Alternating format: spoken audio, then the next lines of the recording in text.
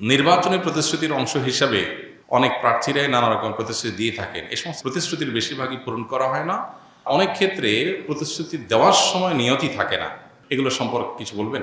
যদি কোনো নির্বাচনের প্রার্থী অথবা যেই কোনো ব্যক্তি মানুষকে কোনো প্রতিশ্রুতি দেয় আর সেটা রক্ষা না করে, কোনো চুক্তি করে সেটা ভঙ্গ করে, এই ব্যক্তি মূলত গাদ্দারি করলো, ওয়াদা ভঙ্গ করলো, প্রতিশ্রুতি নষ্ট করলো, ভঙ্গ করলো। নবী করিম সাল্লাল্লাহু সাল্লাম বলেছেন, লিকুল্লি গাদরিন লেওয়া ও নিয়ামাল কিয়ামা। যারাই মানুষের সাথে ওয়াদা দিয়ে, প্রতিশ্রুতি দিয়ে, চুক্তি করে এগুলো ভঙ্গ করবে, মানুষের সাথে কথা দিয়ে কথা রাখবে না, এই ধরনের বেইমানি বা প্রতারণা যারা করবে, কিয়ামতের ময়দানে তাদের সাথে একটা পতাকা থাকবে, লেখা থাকবে এটা লেওয়া ও গাদরিন, গাদ্দারের আলামত। এবং নবী সাল্লাল্লাহু আলাইহি ওয়াসাল্লাম বলেছেন হাদিসে যে ওয়ায়ুরফাউ লাহু বিকদরি গাদরিহ, যার গাদ্দারি যত বড় হবে তার গাদ্দারির পতাকাও তত উঁচা হবে।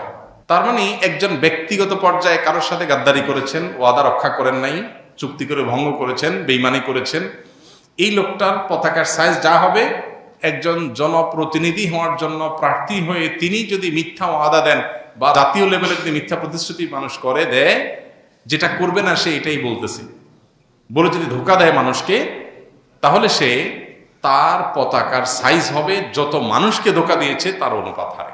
খুব ভয়ঙ্কর একটা ব্যাপার।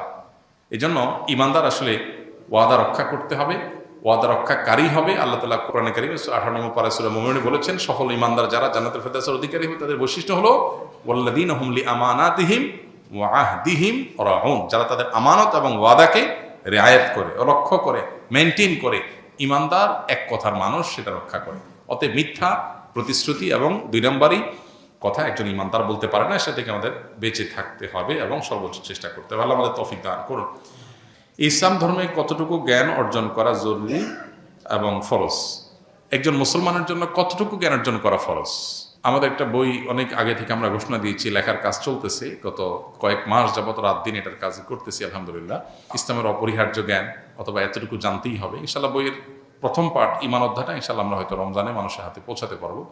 সেখানে আমরা এই সম্পর্কে বিস্তারিত লিখছি। আমি শুধু সামারি বলছি।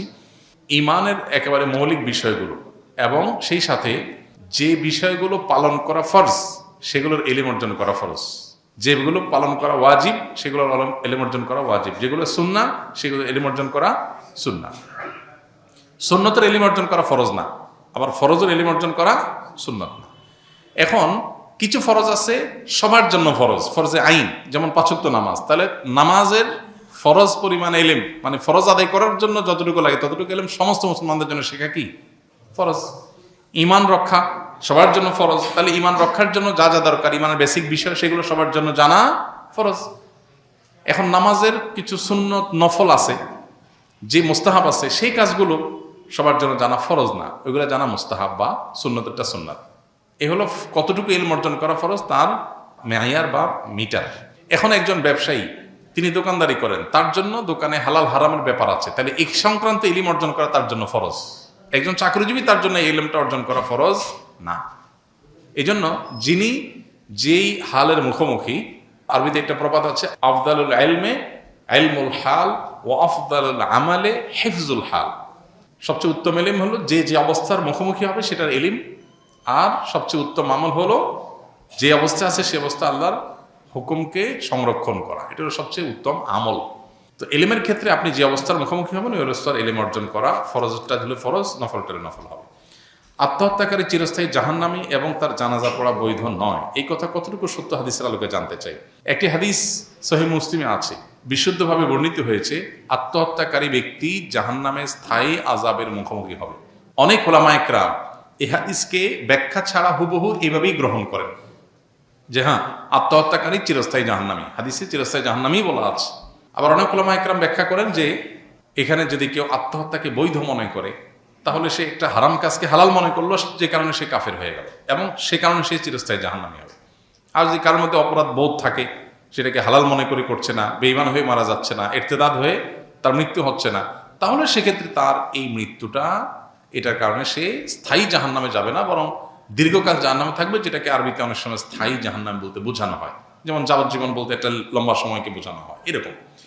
কিন্তু এইটার উপরে কোনো সন্দেহ নাই যে আত্মহত্যাকারী করা জঘন্য অপরাধগুলোর একটা স্থায়ী জাহান্নামের মুখোমুখি হওয়ার পথ সুগম হতে পারে, আল্লাহ না করুক, নানা কারণে। এজন্য কোনো অবস্থাতেই কারোর আত্মহত্যার কথা মাথায়ও আনা জায়েজ নয়, বা এটাকে নিয়ে পজিটিভ চিন্তা করার কোনো সুযোগ ইসলামের দৃষ্টিকোণ থেকে নাই। এটা জঘন্য অপরাধ, এবং এত বড় অপরাধ যে একজন মানুষ খারাপ কাজে লিপ্ত হয়েছে, হারাম কাজ করেছে, চুরি করেছে, তার জানাজা পড়েনি নবী সাল্লাল্লাহু আলাইহি ওয়াসাল্লাম, এমন হয়নি।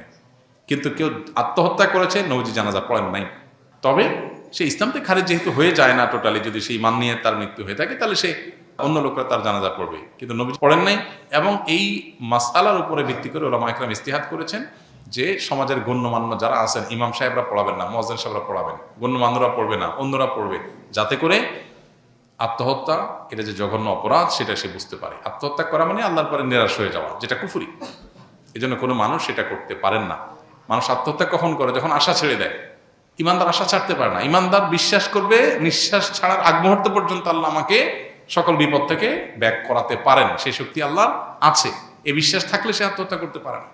এখন পশ্চিমা সভ্যতা, কালচার, সংস্কৃতি আমাদেরকে শিখিয়েছে আমার শরীর, আমার দেহ, আমার মন, আমি যা খুশি করবো। না, ইসলাম আমাকে শিখিয়েছে আমি আল্লাহর গোলাম, আমি যা খুশি তা করতে পারি না। এটা হলো পার্থক্যের জায়গা। এই জন্য ওরা আত্মহত্যা করে ঘরে ঘরে, মুসলমান করতে পারে না।